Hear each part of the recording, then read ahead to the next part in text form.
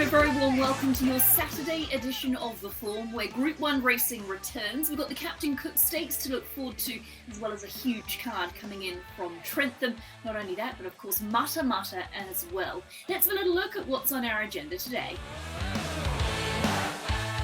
We head to the Central Districts to start things off with Bevan Sweeney, who talks us through the two stakes races and also gives us his best value and a blowout bet. Then we head to Auckland-based jockey Leith Innes, who's relocated to the Waikato to be able to start riding again and has a key ride in the Group 1 in the form of Aegon. Sam Weatherly has a full book of rides for Mata, and he's up next. He talks us through all of those contenders, plus a promising horse to watch going forward. And we wrap up the show with a little look at the Captain Cook Stakes. We find out from some of the connections how their horses are progressing heading into the Group 1.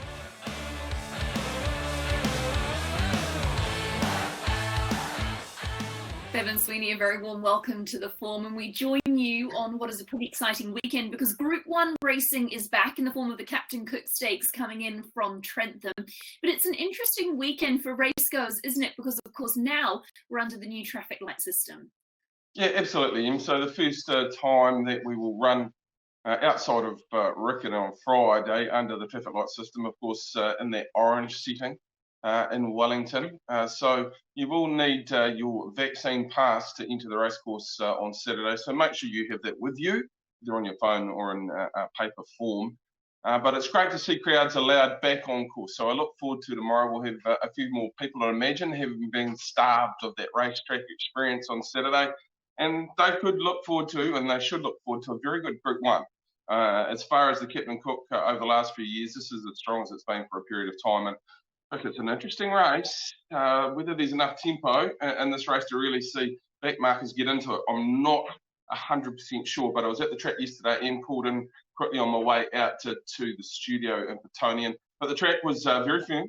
We have had a little bit of rain overnight, but it wouldn't have done any sort of market damage or easing in those track conditions. So we'll see what we get tomorrow. There is a few sprinkles in the forecast, but I think all in all, we're going to run on a really nice track condition tomorrow. Let's sort of unpack that Group 1 because, as you said, it is one of the strongest Captain Cooks we've seen for a little while. There's a couple at the top of the market there, obviously, To Illicit being one of those. And she's been shaping up really nicely, and we know that this race has been the focus for the team. Yeah, in dispatches from Roger and Robert, clearly this has been a target race. Now, as far as performances at Hastings go, outside of Sakura Blossom, this was probably the best performance throughout the carnival from To Illicit. She really was dominant in a stake where, to my eye, to Tony Lee's eyes, and to Roger and Robert, I think there was a massive amount of improvement in her. She was scraggly in the coach, got a little bit warm, but she was still really, really strong through the line. Now, she had that sort of prep run or sort of continuation of the preparation run last time. It was a very good effort. So on target, you'd have to say, for Saturday. And she seems to have come back a lot better than what we saw last season. So she's right up to the mark, and she seems to be. She'll be very, very competitive.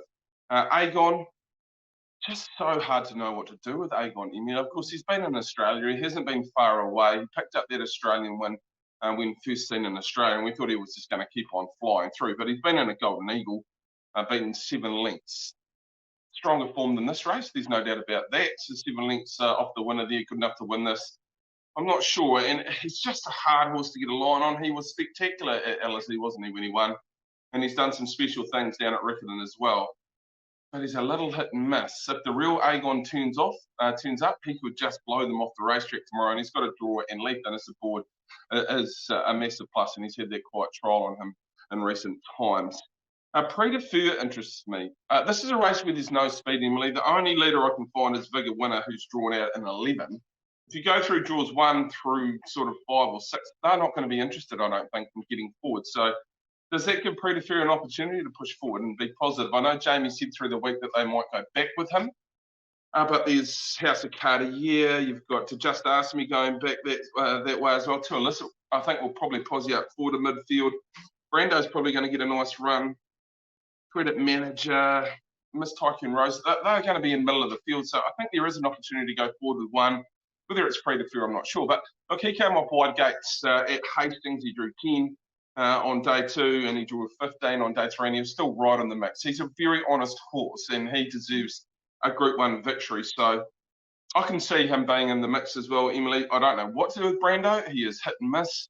He's brilliant when he's great, and then he's not so good on other days. But he certainly has the talent to win. I know Tiaka will really try to get that Group 1 on his pedigree page, won't they, for what is to come in the breeding barn for him. So it was an interesting race, Emily. I think I'm going to land on To Illicit is the winner in my mind. I think she's the one that's really in a purple patch of form and going forward. Predator's tough. He's the most consistent Group 1 horse in this race. He always puts in. Hard not to have Aegon in there, Emily, just on the chance, and it's a strong chance, to be fair, coming out of the training barn of Baker and Forstmann, that he's going to run up to his best. So at his best, he should probably be running favourite in this particular race. And where to look after that? Harlequ's been great. He seems to have come back to something like we saw as a 3-year-old this preparation. He was great in behind Sauvignon Blanc at Hastings. He's back to the 1,600 metres where I think he's pretty proficient. He was only 3 lengths off full-sign Mav, and it was a good effort on that occasion. But I might have missed the winner there when you look through this field. Brando, I think, can win. Travelling Light, unlucky last time. Miss Tycoon Rose, I respect. I thought it was a good effort down in the Coatlands. The race pattern just didn't suit her. And Travelling Light looks as though she's come back really, really well. But look, she just was so good at Hastings, and it was a great continuation run at Tarapa around To Illicit. She's drawn beautifully. Vinny can make any choice he wants from that gate, as long as she hops away, and she's been an exceptional turn of foot. So I'll land with her, and it's going to be an exciting race. There's a host of chances, but I'll land on one of the favourites. Yeah, certainly is a competitive contest, isn't it? The Group 1 Captain Cook Stakes. We've also got the Wakefield Challenge Stakes as well, Bevan, and that's an interesting one too, isn't it? Talk us through this one. Well, yeah, it is interesting because we've got some few starters, so therefore speed maps become difficult. You don't really know where they're going to land. And of course, they're coming down the straight 6 at Trentham, so we have that gap in the rail where some of these few stuffers just get that little bit lost. Break that experience, always a massive key. Because at track work at Awapuni on Tuesday and saw Wolverine work, fully by Tavachi, she's exceptional. She's been working with 3-4 race winners and having them covered, really, from what I saw on Saturday. His sectionals at Otiki outstanding. She beat a nice horse clearly in Gibraltar Rising, who ran second to her and runs in this particular race with a slight gear change. Look, I think she'll jump well enough under Lisa Allpress and probably get up to sit outside the lead. From there, she's very, very difficult to win. I think Australian Bloodstock or Australian Thoroughbreds bought half of her, and she'll stay in New Zealand as long as she's racing well. And of course, they're trying to get to the Clark and Million. So very exciting to see the CD have a leading chance in that end, because we haven't for a long period of time. And this may be the filly. She is very, very smart. Outside of that, Gibraltar Rising has been, well, it's green at Wanganui, but amazing. And then ran into Wolverine at Otiki, but didn't lose a lot of admirers. Was only beaten that length, but they put the noseband on, tongue tie goes on. Maybe that makes a difference. Then you go through the remainder of this field with Think Twice, who was nice at Tarapa on the slow 7, so better track conditions. Vinnie Colgan for Wayne Hillis. You've got the Trollus and the Loose.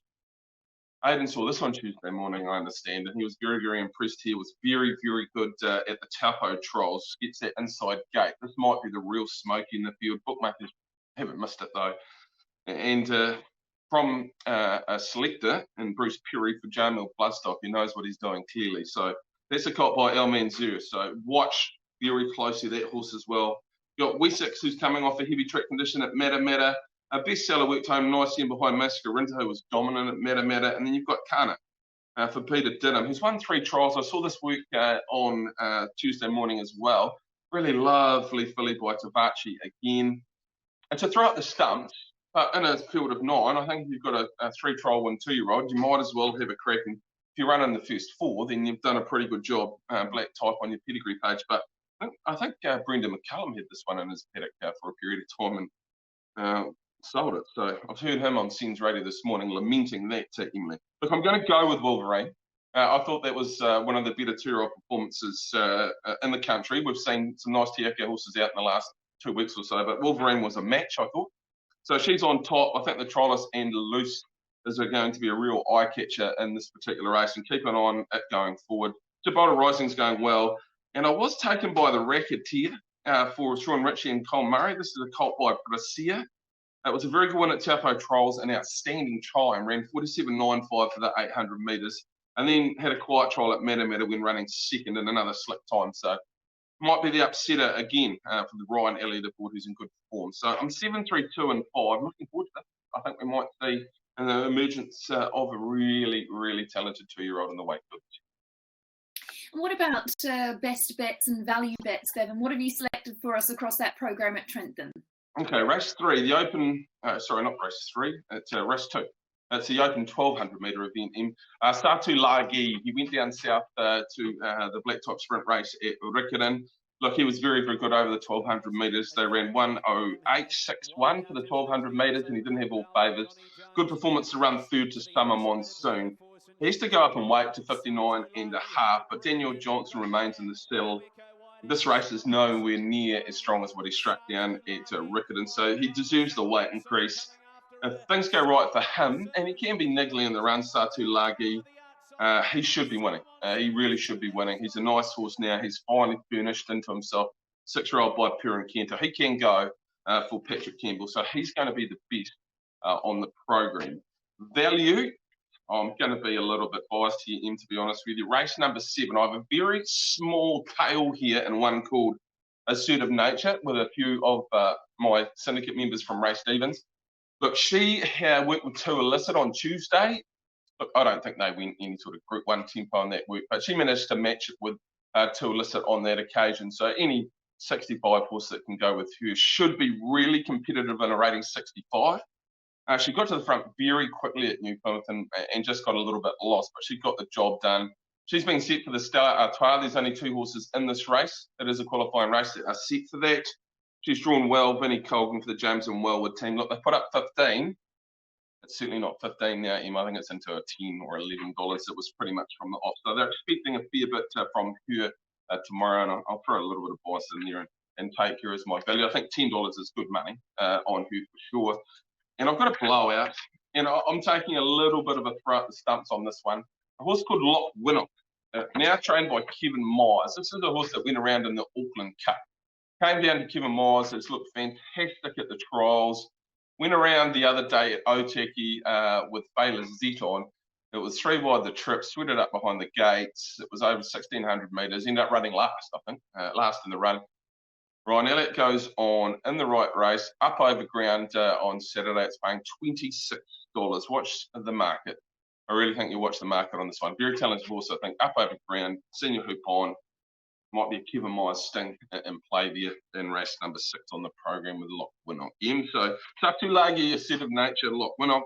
But across the betting fields, Emily, and a couple of these races, there's some emerging talent. So if you get the right one on Saturday, you'll get a result for sure. So I'm looking forward to it. Group 1 racing back at Trentham. Love it. Awesome stuff, Bevan, and your best of luck with your horse, and you've got something for everyone when it comes to your selection. So enjoy Saturday in Group 1 racing. Thanks, Em. Will do.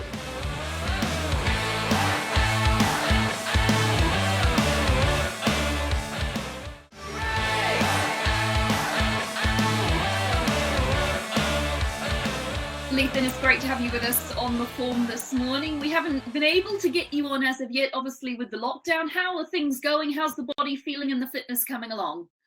Yeah, hi, Em. Yeah, look, I'm slowly getting a little bit fitter. I've only sort of been taking 4 and 5 rides at the races so far. So, yeah, I'm slowly getting my eye in, so it's good. Speaking of those 4 and 5 rides, you've got 5 coming in from Trentham on Saturday. We can go through them in race order and start with Midnight Mass. Partnered this horse at the county's meeting for a win. What did you make of that effort? Yeah, hey, look, he had a couple of jump outs before that race. I don't think he bet a lot that day, but he couldn't have been more impressive. Like, he won pretty easy.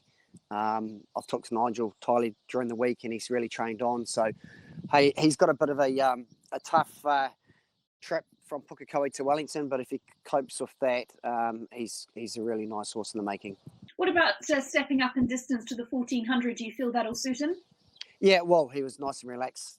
His first start over 1200. So, look, he's looking for a sort of a firm to dead track. So, no, he's a really exciting horse.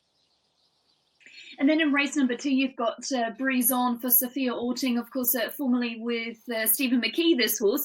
Another who comes through that Pukekohe meeting, and that was off the back of a freshen up.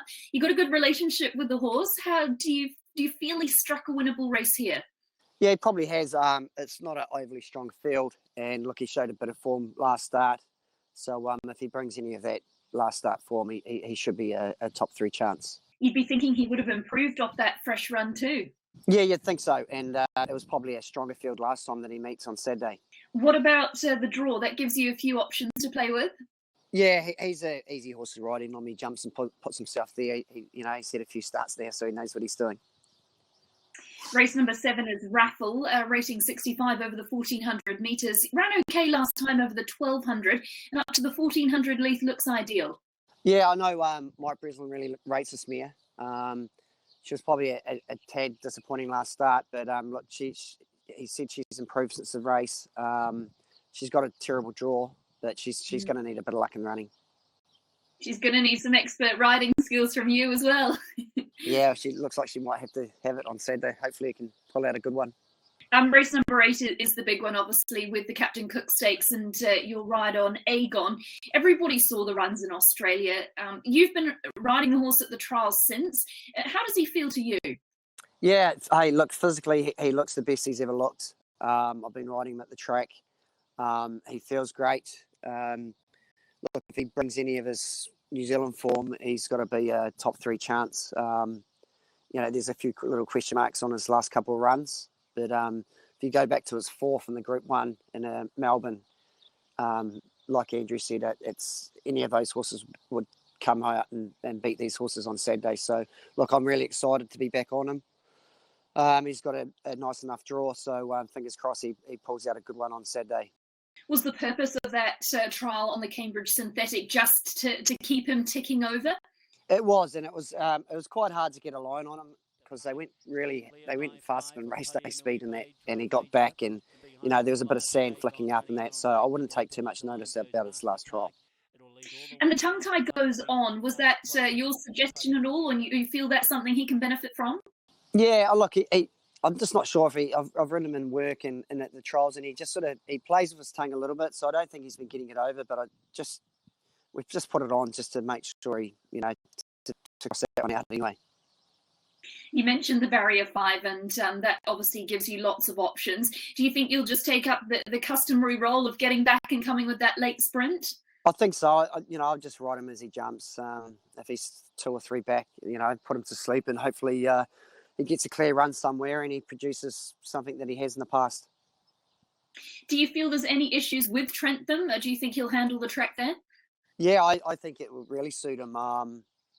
So, yeah, there is a couple of question marks going out of his last 2 runs, but I've got a feeling he's going to show up and put his hand up on Saturday. Race number 9 is Passione, and you don the Cambridge Stud colours. Looks like this horse is building to something. Ran on well in the Waipukura Cup and showed good tenacity at Hawke's Bay. Can Saturday, tomorrow, be the day that we get the win? Yeah, look, she's drawn out 17. She's going to need fair bit of luck from there, but she all her 3 was prep really good. So she raced against some better 3-year-old fillies last season. So if she brings any of that form, she's got to be a winning chance. Leith, what do you feel is your winning ride on the card, or your best ride on the card? Hopefully Aegon. I'd love to see him come back to form and show everyone in New Zealand what he's capable of. Well, fingers crossed he can do that, and you know him better than anybody, so hopefully reunited you can get the Group 1 Captain Cook. Thanks for your time, Lee. Cheers, Em. Thanks.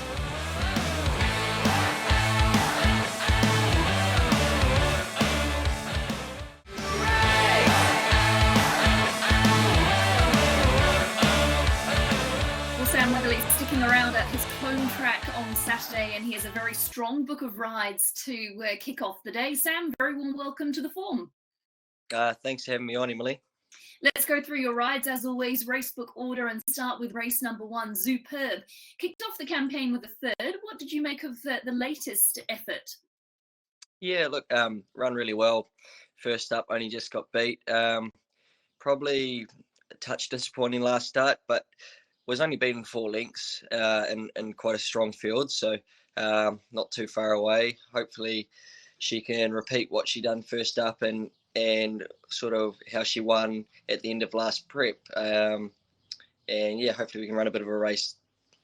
Race number 2, Well I Never, resumed with a fourth at Tiaroha, and looks like you should be able to build on that second up. Yeah, exactly. It was probably a little bit stiff too. Got tightened, probably 100 metres out from the post, and still run fourth was pretty honest effort. So hopefully take some improvement from that run last start. Up to the 1400 metres also looks ideal for Well I Never.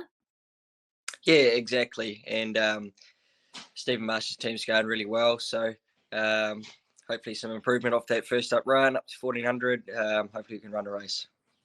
Race number 3, SVR, is for your dad and Darren Weatherly. Thoughts on this 3-year-old on debut? What can you tell us about this one? Yeah, he's pretty exciting, really. We hold him in quite high regard. Well, especially hopefully once he gets up over a bit of ground, being by shocking. So Saturday's a nice kick-off point for him, a nice maiden 14 on his back doorstep. But he's always showing us plenty, and his trials have been very encouraging. He's got a nice draw. So yeah, we're very hopeful. If he can just run a nice race, but once he gets up over ground, we think it'd be a really nice staying prospect. What can punters expect on Saturday? Do you think he would just expect to see him hitting the line well, or do you think he could be cheeky enough to get up and run in the top 3? We definitely think he's good enough to win, but race day experience is the only horse in the field that hasn't had a run. But he has done everything right at the trials. He's had 2 nice trials, and he's hit the line very hard under not much riding in both trials.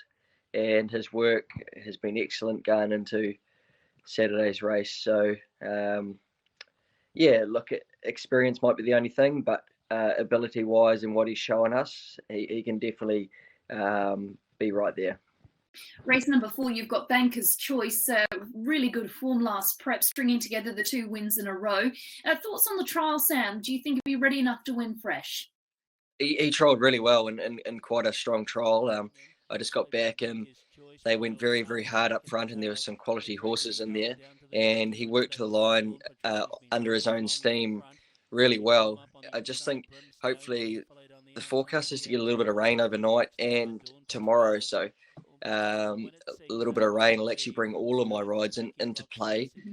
But I did gallop on the track the other morning, and it was beautiful. But just that little bit extra sting out of the ground will suit this horse especially. Race number 5, Kira Ladd, fresh up. Haven't seen this one since August. What can we expect fresh? Yep, he's going really well. He's been working with SVR, and they've been working well. Again, he probably needs a share of rain just to slow them down a little bit, but we are expecting a bold run fresh. And you've got a draw that definitely gives you options as well? Yeah, exactly. He's never really a great beginner, but with a soft draw, hopefully we can posse up. Being in a fresh state, posse up close enough, and if he can get the right runs, we're hopeful that he can run a bold race fresh. Race number 6 is Mega Bourbon, last start winner who skipped through those really heavy conditions at Tauranga. And as you were saying, a bit of rain around might bring this horse into it.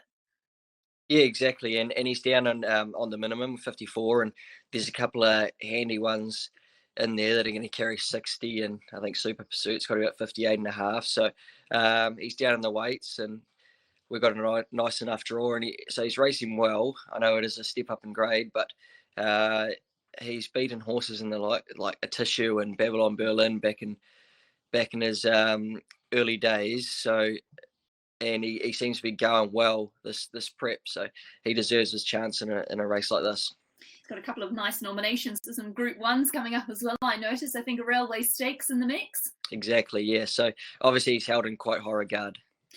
Race number 7 is the Bone Crusher Stakes, and a horse you know well as Dark Destroyer, first time to the races since that 2,000 guineas. What did you make of the 2,000 guineas effort, and have you been able to ride the horse since the race? Yeah, I thought it was a pretty courageous run. the race. It was a bit of a muddling run race. We sort of got taken back the whole way, but and then he travelled into it really well and hit a bit of a flat spot. But then he got going late, and the track was pretty firm down there that day. So I just think he needs a little bit of give in the ground, and so hopefully overnight or tomorrow we can get a bit of rain. And I've worked him during the week, and he worked really, really well. I'm very wary of the stablemate. The stablemate goes pretty well. So, but if we can get a bit of rain, he's got experience. He's the number one in the book, so he's there for a reason. And yeah, I think he can run really well. What are your thoughts on him dropping back to the 1400 metres? Is he more effective over those longer distances, or you think he'll be okay freshened at the 1400? I think in future he will get up over ground. I sort of felt that way at Riccarton, but he's been freshened and he hasn't done a lot of work, and he was very, really bright and within him and full of himself the other day. So he's given every indication that 1400 will be no worries, especially on his home track and fresh and a bit of rain as well. It might be like running a little bit further. So I've got no fears about that. And then race 8 is over the 2,000 metres. This horse raced okay in the Counties Cup, considering the work he did early. And obviously this race does look a good bit easier tomorrow. Yeah, exactly. And had been racing well enough before then. And yes, he did stick on quite well after having a bit of a tough run. So hopeful that he can sort of bring back his form where he was running in quite good races overseas. And it'd be nice to see him run a race over here. And then last race on the card, race number 9, Chicana, another for Stephen Marsh, who bounced through 2 good wins at the maiden and the rating 65. You rode the horse in that maiden. Tell us a little bit about this mare. Yeah, and I think one positive that she's going to be stepping up over ground for the first time, and she's given every indication that that's what she's wanting.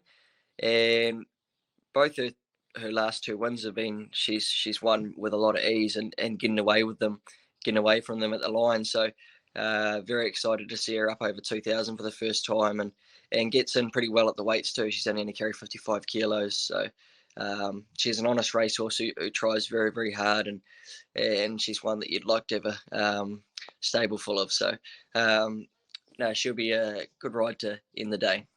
And as you mentioned about your horses liking the rain around, she's one of those, isn't she? Because I don't think she's actually ever raced on anything but slow or heavy. So does that concern you at all if the track does end up in that dead range? Not really, because I worked on the track on the rail Thursday morning, and Stolzy, the track manager, he always has the track in perfect order. It's never really rock hard, and it won't be, because there is forecast for rain, and I know Stolzy has watered the track for that reason, and the track should just have a nice little bit of give out of it. So if the rain doesn't arrive, I'm sure everything will still have their chance. Sam, what's your best of the day on Saturday? I really, really like SVR in race 3. He's what he's showing us. Look, he might not be able to win, but I think going forward, he's a really nice galloper. Well, you tipped us into Malliston a couple of weeks ago, so hopefully you can get another treble on the card at Matamata. Best of luck. Well, thanks so much, Emily. Cheers. A big thanks to Sam Weatherly for his time. Dark Destroyer and Carmen Line take their place in the Bone Crushers Stakes, of course trained by Andrew Scott and Lance O'Sullivan. And earlier in the week, we caught up with Lance O'Sullivan about his charges.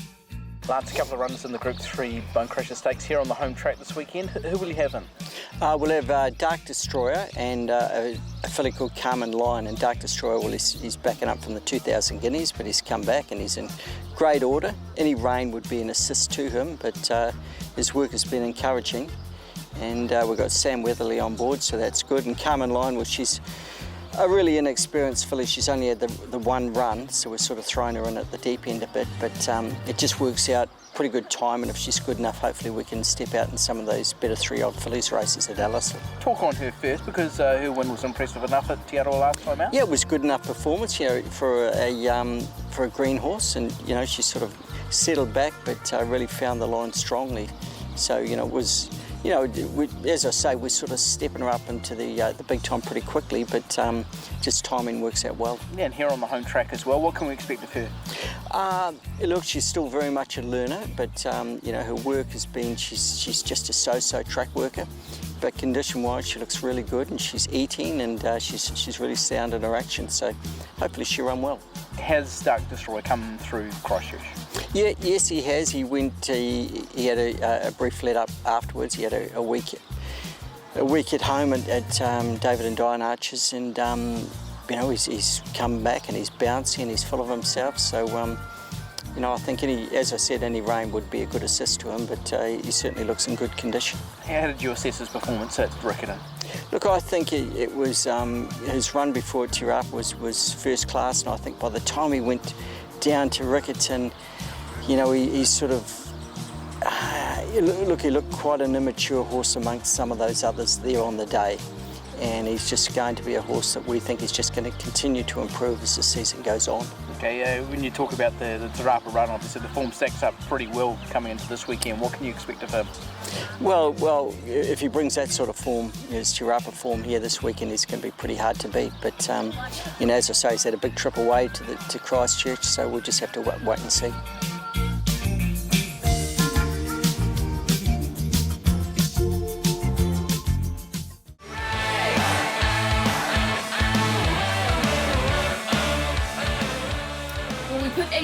To work, and earlier in the week he was at track work to catch up with the connections of the stars in this afternoon's Captain Cook Stakes. First of all, congratulations around the 3-year-old award with Aegon. Must have been really satisfying. Yeah, it was. Obviously, when you look at the finalists and the horses that he had to obviously beat to win the award, it's a big thrill. Absolutely. We've seen him this morning. He looks in grand order as well. Yeah, he's really well. He's very bright. We really can't fault him. Leith's been on him a couple of times in track work and in a trial, so he's happy with him. He knows him as well as anyone. So yeah, just looking forward to Saturday now. Like, he trialled last Tuesday, had a good gallop the following Saturday, so he's only going to have the one gallop this week on Wednesday morning, just one final hit out. That'll be enough for him. He's a pretty fit horse. He's been up a little while now. Just had a couple of quiet canters around the poly track. He likes sort of going around that track. So yeah, just a pretty quiet day for him really, and a gallop tomorrow. An interesting sort of type of season for him, hasn't it? Can you explain the road that you've been on? Yeah, it hasn't gone to plan, that's for sure. Very good first up in the Memsie, obviously. Had a bit of a problem in the Mackay Diva, then we freshened him and thought we had him pretty well right for the Golden Eagle. Then he drew the outside barrier, and that race, when Rose Hall's firm and fast like that, it's a bit of a non-event for a back marker like him, and in a big competitive field, if you get back like that, you just no chance, and he just never got into the race at any stage. So we sort of brought him home not really knowing where we were at, to be honest, and we still don't know until we line him up race day and just hope that he draws well and gets his chance. Taking everything into account though, and seeing what you're seeing, how is he going, do you think? Yeah, I think he's going really well, but it's always that niggling doubt when you've had a couple of misses, and even at the back end of his autumn campaign, up against those tougher older horses, it's not easy. It's one thing against your own age group, but to go to weight for age against those older ones, it's not easy. So yeah, that'll be the test. One thing about his domestic form, it's been first class the whole way through. What about at weight for age? What can we expect from him on Saturday? I think he's good enough. It's just, again, like I said, where he's at the moment. We don't know, and I think at some point he will get back to his better form, and I guess we're just hopeful it's sooner rather than later. Yeah, where does this race fit into his preparation? We haven't made any plans post Saturday really. Saturday is to see where we're at, and then we'll decide depending on how he performs. Yep. Could he get up to 2,000 metres of the Zeeberg Classic? Yeah, it's an option. Certainly, again, see how he runs the mile out, and we'll just keep all options open. Okay, you're also, we saw the Chosen One pick up the Stayers Award last night. What stage is he at? He's just had his first day back at the track this morning, came back into the stable yesterday afternoon, looks great after about a month out after the Cup, and he was very bright, and Alicia rode him and said it's like he hasn't even been out of work, so no, he's in great order. Okay, he's one of our favourites, so what can we expect of him this preparation? Ideally fresh up into the Herbie Dyke like he did last autumn, went very well, so we'll just follow a similar path I think to last autumn, and hopefully culminating in the Sydney Cup run. Okay, still a stallion, is that the idea, get a Group 1 and get it home for him? Yeah, I hope so. I think he's a well-credentialed horse without having quite won that Group 1, but he's certainly bred well and he's got all the credentials, and he's a good, genuine horse.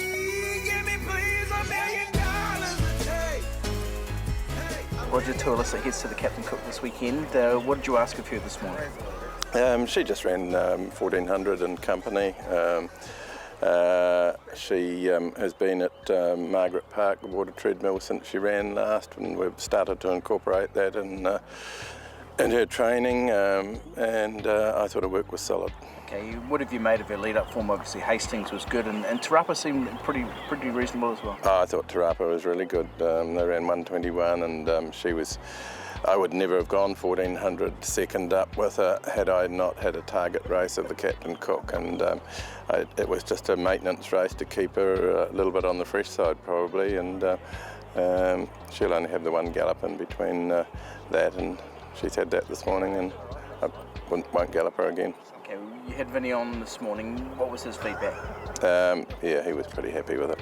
Okay, well, just tell us, how happy are you with the condition she is going into this one?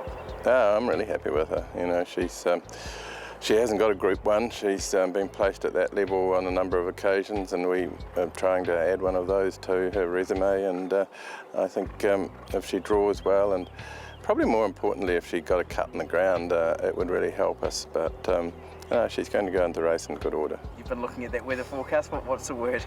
Look, I think there's rain down there today and maybe a bit tomorrow, and then it clears up. So how much they're getting, I'm not certain.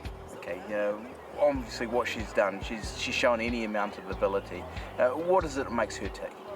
I suppose the will to win, but yeah, look, she's got a bit of an Achilles heel that a real hard track just tickles her up a little bit, and that's why we're incorporating the work at the water treadmill. Having said that, it was pretty hard at Te Rapa, and she came through it well, really. So, but I think she is better with a cut in the ground. Okay, safely through this one. What's on her dance card? She'll go straight to the Group 1 at Ellerslie on Boxing Day, the Seville. Pam Harlett goes to the Captain Cook Stakes, freshened since the Livermore Classic last time out. What have you done with him in the interim?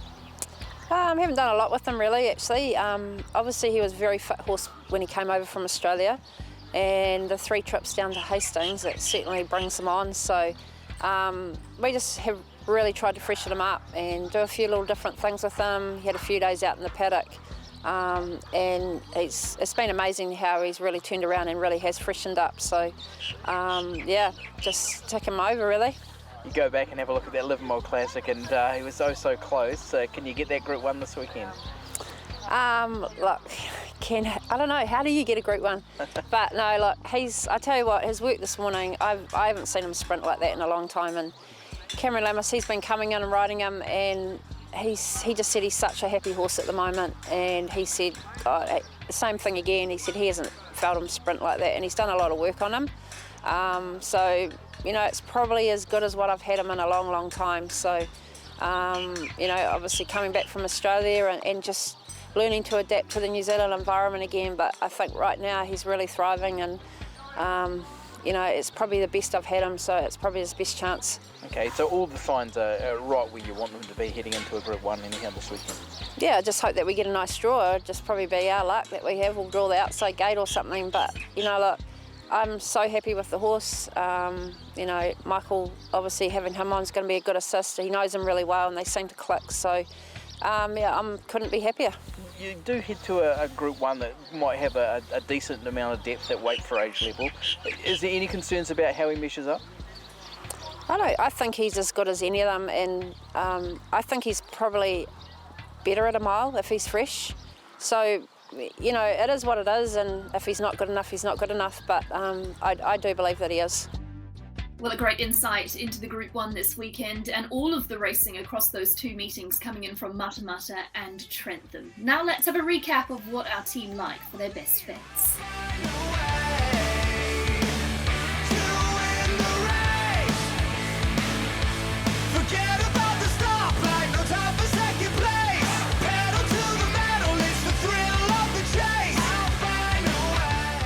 That's it for your Saturday edition of The Form. Enjoy domestic racing this afternoon from Trentham and Matamata, stakes racing at both venues, and we'll be back with you next Wednesday to go through all of the domestic action, including, of course, the Hawke's Bay Gallops.